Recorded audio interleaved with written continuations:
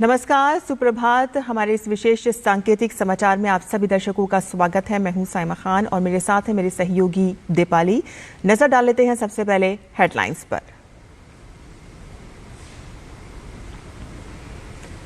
Canada के PM ने प्रधानमंत्री नरेंद्र मोदी को दिया G7 सम्मेलन का न्योता।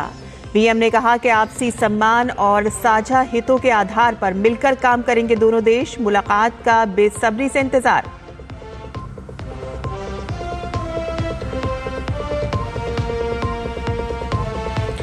ब्रिटेन के विदेश मंत्री डेविड लैमी का आज भारत दौरा। प्रधानमंत्री मोदी और विदेश मंत्री डॉक्टर जयशंकर से करेंगे मुलाकात। द्विपक्षीय संबंधों की समीक्षा समेत अन्य मुद्दों पर होगी बात।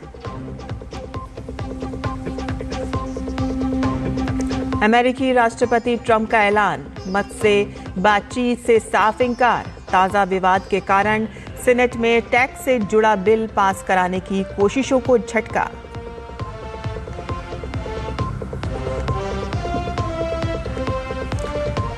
ईद उल अजहा पर देश भर में विशेष नमाज। दिल्ली, उत्तर प्रदेश समेत कई राज्यों में शांति व्यवस्था और ट्रैफिक बहाली के विशेष इंतजाम। राष्ट्रपति ने कहा कि बलिदान, विश्वास और मानवीय मूल्यों का प्रतीक है ये त्योहार।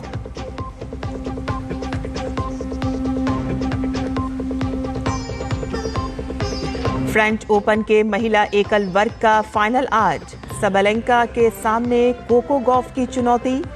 तो वहीं पुरुष वर्ग में कल सिनर और अल्कराज होंगे आमने सामने।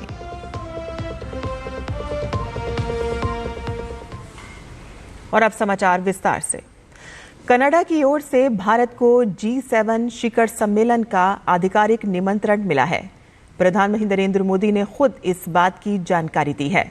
सोशल मीडिया प्लेटफॉर्म एक्स पर पीएम ने बताया कि कनाडा के प्रधानमंत्री मार्क जे कार्नी ने से फोन पर बातचीत करके खुशी हुई। हाल ही में हुए चुनाव में उनकी जीत पर उन्हें बधाई दी और G7 शिखर सम्मेलन के लिए निमंत्रण देने पर आभार जताया। पीएम ने कहा कि भारत और कनाडा जीवंत लोकतंत्र हैं और दोनों देशों के बीच गहरे जनसंबंध हैं। हम आपसी सम्मान और साझा हितों के आधार पर नई ऊर्जा के साथ मिलकर काम करेंगे। सम्मेलन में मुलाकात का इंतजार है। शिखर सम्मेलन कनाडा के अल्बर्टा प्रांत में कनास्किस में 15 से 17 जून के बीच होगी। G7 दुनिया की 7 सबसे बड़ी विकसित अर्थव्यवस्थाओं का समूह है। भारत इसका सदस्य नहीं है, लेकिन उसे अतिथि देश के रूप में आमंत्रित किया जाता है।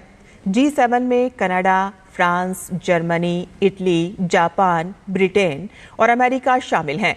भारत का आमंत्रित करना समूह के लिए भारत की बढ़ती वैश्विक भूमिका को भी दर्शाता है। कजाकिस्तान, किर्गिस्तान, ताजिकिस्तान, तुर्कमेनिस्तान और उज्बेकिस्तान के विदेश मंत्रियों ने प्रधानमंत्री नरेंद्र मोदी से संयुक्त मुलाकात की।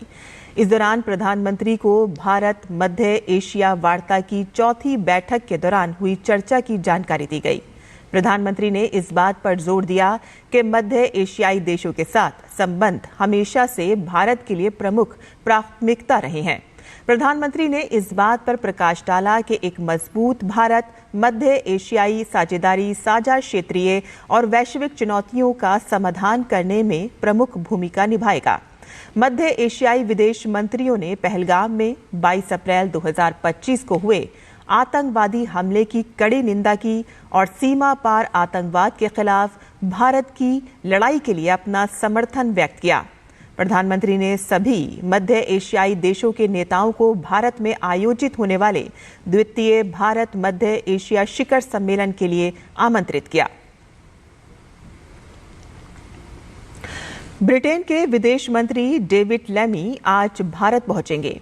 आज वे प्रधानमंत्री नरेंद्र मोदी से मुलाकात करेंगे और कई मुद्दों पर बातचीत करेंगे। साथ ही डेविड लैमी विदेश मंत्री डॉक्टर एस जयशंकर और वाणिज्य और उद्योग मंत्री पीयूष गोयल से भी मिलेंगे। इस दौरान द्विपक्षीय संबंधों की समीक्षा होगी और दोनों देशों के बीच आर्थिक संबंधों को मजबूत करने पर चर्चा होगी। लेमी की नई दिल्ली यात्रा दोनों देशों के बीच महत्वाकांक्षी मुक्त व्यापार समझौते को अंतिम रूप दिए जाने के 1 महीने के बाद हो रही है और ऐसा माना जा रहा है कि उनकी यात्रा में ब्रिटिश प्रधानमंत्री कीर स्टारमर की संभावित नई दिल्ली यात्रा के लिए आधार तैयार करने पर भी फोकस होगा।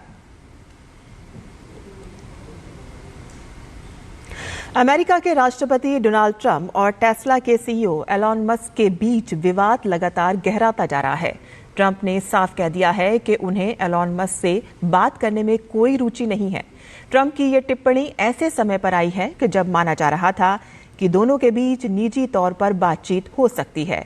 तो वहीं इससे पहले एलॉन मस्क ने अमेरिकी राष्ट्रपति डोनाल्ड ट्रंप द्वारा समर्थित कर और व्यय विधेयक की कड़ी आलोचना की थी। उन्होंने इसे गैर जरूरी खर्चों से भरा हुआ बताया। ट्रंप का दावा है कि ये बिल $1.6 ट्रिलियन की बचत करेगा और अमेरिका की अर्थव्यवस्था को दुनिया में सबसे ताकतवर बनाएगा। ये विधेयक प्रतिनिधि सभा में पारित हो चुका है और सीनेट में इस पर चर्चा होनी है। अमेरिकी राष्ट्रपति ट्रंप ने घोषणा की है कि कैबिनेट के अधिकारी चीन के प्रतिनिधियों से मुलाकात करेंगे। ये मुलाकात सोमवार को लंदन में होगी। इस मुलाकात के जरिए आपसी व्यापार विवाद को हल करने की कोशिशें की जाएंगी। डोनाल्ड ट्रंप ने कहा कि अमेरिकी ट्रेजरी सचिव स्कॉट बेसेंट, वाणिज्य सचिव हॉवर्ड लुटनिक और व्यापार प्रतिनिधि जेमिसन ग्रीर वार्ता में अमेरिका का प्रतिनिधित्व करेंगे। वार्ता से पहले डोनाल्ड ट्रंप ये भी कह चुके हैं कि चीन के राष्ट्रपति जिनपिंग ने अमेरिका को दुर्लभ खनिजों की आपूर्ति फिर से शुरू करने पर सहमति जता चुके हैं। आज देश भर में ईद उल अजहा का त्योहार मनाया जा रहा है। आज सुबह दिल्ली के जामा मस्जिद में नमाज अदा की गई। इस दौरान मस्जिद के बाहर लोगों के पहुंचने पर सुरक्षा कड़ी कर दी गई है। इस अवसर पर राष्ट्रपति द्रौपदी मुर्मू देशवासियों को शुभकामनाएं देते हुए कहा कि बलिदान, विश्वास और मानवीय मूल्यों का ये त्योहार प्रतीक है। दिल्ली, उत्तर प्रदेश समेत कई राज्यों में ईद उल अजहा पर शांति व्यवस्था और ट्रैफिक बहाली और सुरक्षा व्यवस्था के पुख्ता इंतजाम किए गए हैं। संवेदनशील इलाकों में तो खास तौर पर नजर रखी जा रही है। सूरत में पुलिस ने समारोह से पहले पैदल गश्त की। और खेल की खबरों में साल के तीसरे ग्रैंड स्लैम फ्रेंच ओपन के महिला एकल वर्ग का फाइनल मुकाबला आज शाम खेला जाएगा। ये मैच बेलारूस की एरिना सबलेंका और अमेरिका की कोको गॉफ के बीच होगा। 3 साल के लंबे अंतराल के बाद गॉफ फाइनल में पहुंची हैं। वह साल 2022 में फाइनल में पहुंची थी, लेकिन खिताबी जीत हासिल नहीं कर सकी थी। सबलेंका ने मई में मैड्रिड ओपन में गॉफ को हराया था। इस बार उन्होंने गत विजेता और 4 बार की चैंपियन ईगा स्वियातेक को सेमीफाइनल में हराकर फाइनल में जगह बनाई है। वहीं विश्व नंबर 1 टेनिस खिलाड़ी यानिक सिनर साल के तीसरे ग्रैंड स्लैम फ्रेंच ओपन के फाइनल में पहुंच गए हैं। सिनर ने ये सफलता 24 बार के ग्रैंड स्लैम विजेता सर्बिया के नोवाक जोकोविच को हराकर हासिल की है। सिनर ने सेमीफाइनल मैच में जोकोविच को 6-4, 7-5, 7-6 से शिकस्त दी। इस जीत के साथ ही सिनर लगातार तीसरा ग्रैंड स्लैम फाइनल मुकाबला खेलेंगे।